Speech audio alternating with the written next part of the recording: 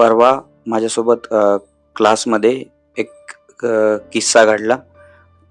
माझा विद्यार्थी एक तब्बल 20 मिनिटे क्लासला लेट आला. तर त्या विद्यार्थ्याला "तू 20 मिनिटे लेट का आलास?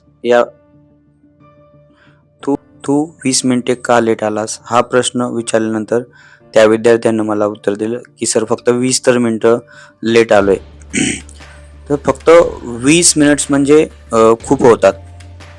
मी त्याला एकच इतिहासातलं उदाहरण सांगितलं आणि त्याला वेळेचं महत्त्व पटवून दिलं. ते म्हणजे छत्रपती शिवाजी महाराजांचं. ज्यावेळेस शिवाजी महाराजांचा आणि अफजल खानांची प्रतापगडच्या पायथ्याशी भेट झाली.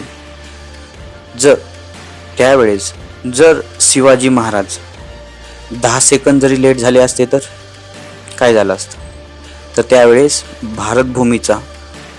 पूर्ण भारतभूमीचा इतिहास हा वेगळा असतो. तर शिवाजी महाराज आणि अफजल खानाची भेट यावरून मी त्याला वेळेचं महत्त्व पटवून दिलं. तर वेळ खूप महत्त्वाची आहे.